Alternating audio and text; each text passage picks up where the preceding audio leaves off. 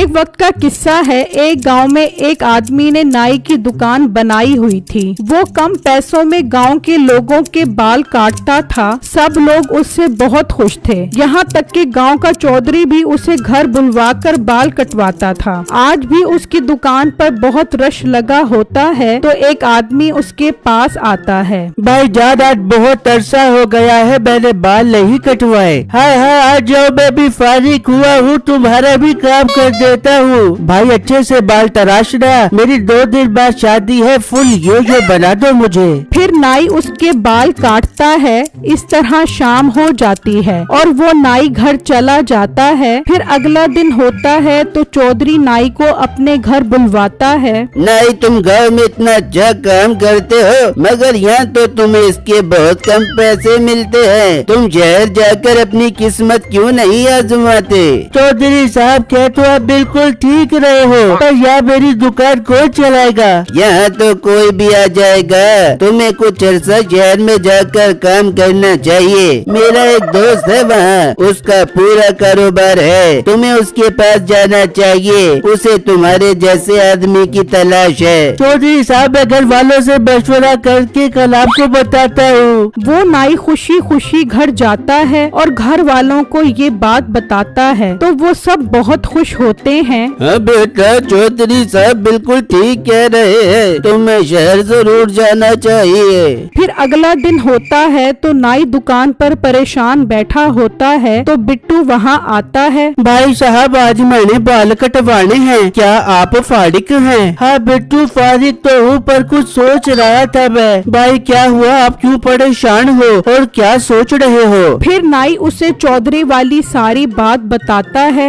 भाई, इसमें सोचने वाली क्या बात है? आपको तो खुश होना चाहिए। लेकिन बिट्टू, तुम ही सोचो, अगर मैं शहर चला गया तो मेरी दुकान खाली पड़ जाएगी। मेरी दुकान का क्या होगा? आप फिक्र ना करो, आपकी दुकान मैं और मेरा छोटा भाई संभाल लेंगे, बस आप मुझे काम सिखा दो। बिट्टू, ये बात कहकर तो तुमने मेरी सारी परेशानी खत्म कर दी। मैं इस बारे में सोचता हूँ और घर माँ बाप से मशवरा कर लेता हूँ। फिर कुछ दिनों में ही नाई बिट्टू को सब काम सिखाकर खुद शहर की तरफ चला जाता है। कुछ लोग बिट्टू के पास आकर उसको मुबारकबाद देते हैं और देखते ही देखते बिट्टू को सारे गांव वाले पसंद करने लगते हैं और उसके पास ही बाल कटवाने आते हैं। बिट्टू अपने साथ साथ अपने छोटे भाई चिट्टू को भी काम पर लगा देता है। वो दुकान की देखभाल करता है और बिट्टू सबके बाल काटता है। इस तरह दिन गुजर रहे होते हैं। उसी गांव में मीठे नाम का लड़का अपनी बीवी नसीबो कैंची के साथ रहता था। बेगम, मुझे तो इस नाई पर बहुत गुस्सा आ रहा है। वो मेरी बजाय मोटे बिट्टू को अपनी दुकान पर खड़ा कर गया। उस घंटे के पूरे गांव में चर्चे हैं और मेरी कोई भी इज्जत नहीं करता।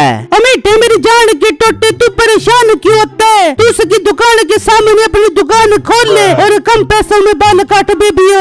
बेगम, बात तो तू ठीक बोल रही है, मुझे ऐसा ही करना पड़ेगा। फिर अगला दिन होता है तो मीठा बिट्टू की दुकान के सामने अपनी दुकान खोल लेता है। गांव वालों, एक जरूरी ऐलान सुनो, जो भी मुझसे बाल कटवाएगा अगले महीने में फ्री में उसके बाल काटूंगा। ये ऑफर महदूद मुद्दत के लिए है, जल्दी जल्दी आओ, ऑफर से फायदा उठा जाओ। बिट्टू मीठे की इस हरकत पर हैरान खड़ा होता है तो 2 ग्राहक मीठे के पास चले जाते हैं। मीठे भाई, अगर तुम सच बोल रहे हो तो मेरे बाल काट दो। हाँ, मीठे भाई, मेरे बाल भी काट दो, मगर प्याला कट करना। ये देखकर बिट्टू सोच में पड़ जाता है। ये मीठा भाई हर दफा ऐसा ही क्यों करता है? पता नहीं ये क्यों मेरे पीछे हाथ धो के पड़ा हुआ है। बिट्टू सोच ही रहा होता है तो एक आदमी बिट्टू के पास आता है। बिट्टू, तुम कुछ परेशान लग रहे हो, क्या बात है? देखा ना भाई, सारे लोग मीठे की दुकान पर जा रहे हैं बाल कटवाने के लिए। अब मेरी दुकान कैसे चलेगी? तभी चिट्टू भी वहाँ आ जाता है।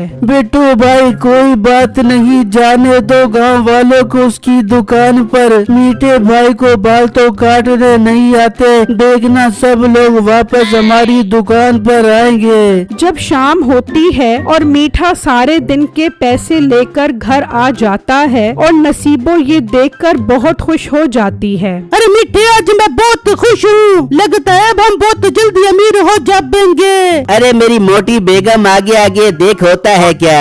मीठे, आज मैंने तेरी पसंद का आलू गोश्त बनाया है, चलो हम जल्दी से खाना खाते हैं। हाँ सब पता है मुझे, मेरे लिए बनाया है या पैसों की लालच में बनाया है। मैं तुझे पैसे नहीं दूंगा वरना तू फजूल खर्चियों में उड़ा देगी। उड़ाने दे मीठे, मुझे पैसे उड़ाने दे, तू और पैसे कमा ले बियो। ठीक है उड़ा ले, पर बेगम एक मसला है। क्या मसला है मीठे, मुझे बता, मेरे पास हर मसले का हल होता है। बेगम, अभी भी कुछ लोग बिट्टू की दुकान पर जा रहे हैं, मैं चाहता हूँ कि एक भी आदमी उसकी दुकान पर ना जाए। बस इतनी सी बात पे परेशान हो रहे मीठे, तू एक काम कर, मोटी बिट्टू की दुकान पे जितने भी शैम्पू और क्रीम है उन पर खुजली पाउडर डाल दे, वो जिसे को भी लगाएगा वो तुम्हें दबा के भाग जाएगा। फिर अगला दिन होता है और मीठा एक दुकान पर आता है। भाई साहब, एक खुजली पाउडर का डब्बा दे दो।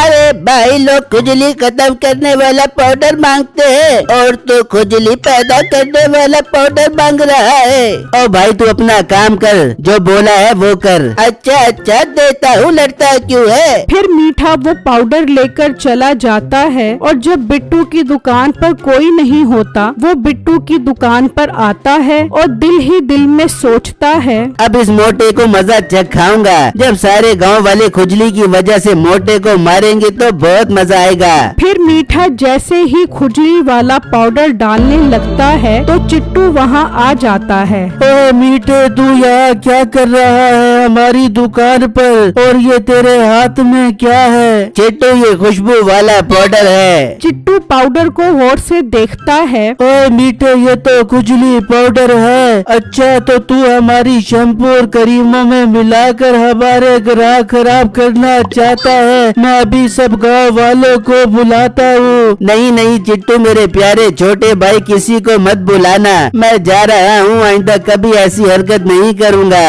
ठीक है मीठे, दफा हो जा हमारी दुकान से। फिर मीठा वहाँ से चला जाता है। तभी बिट्टू भी वहाँ आ जाता है तो चिट्टू बिट्टू को सारी बातें बताता है। चिट्टू मेरे छोटे भाई, हम क्या कर सकते हैं, मीठा बहुत ढीठ है, इसको सिर्फ गांव के चौधरी साहब ही सजा दे सकते हैं। चिट्टू सोचने लगता है, अब मुझे कुछ करना होगा, मुझे मीठे पर नजर रखनी होगी। फिर अगला दिन होता है तो एक आदमी मीठे के पास आता है। क्या तुम बिट्टू को जानते हो। हाँ जानता हूँ, पहले बताओ क्या काम है। चौधरी साहब ने बिट्टू को बाल कटवाने के लिए बुलाया है। ये सुनकर मीठा सोचने लगता है, क्यों ना मैं ही बिट्टू बन के चौधरी के पास चला जाऊँ और उसके बाल काटने के अच्छे खासे पैसे बटोरूं। क्या सोच रहे हो भाई। जी मैं ही बिट्टू हूँ, बताओ कब चलना है। कल सुबह जल्दी आ जाना, देर मत करना, चौधरी साहब ने शादी में जाना है। चिट्टू छुपा ये सारी बातें सुन रहा होता है। अच्छा, तो ये इसकी दूसरी चाल है, ये मेरे भाई की मेहनत पर डाका मारना चाहता है, इसको तो अब सबक सिखाना पड़ेगा। जब सुबह होती है तो मीठा चौधरी के घर की तरफ निकल पड़ता है तो चिट्टू भी चुपके से अपने पालतू कुत्ते को लेकर उसके पीछे जाता है और चौधरी के घर पहुंच जाता है। फिर मीठा जैसे ही चौधरी के बाल काटने लगता है तो चिट्टू अपना कुत्ता छोड़ देता है तो मीठा डर कर चौधरी के गलत बाल काट देता है। चौधरी शीशे में देखता है तो उसके बाल खराब कटे होते हैं। ओ मनहूस इंसान, ये तूने क्या किया मेरे बालों के साथ। चौधरी साहब, ये बिट्टू के कुत्ते की वजह से हुआ है। हाँ, बिट्टू के कुत्ते की वजह से। तो तू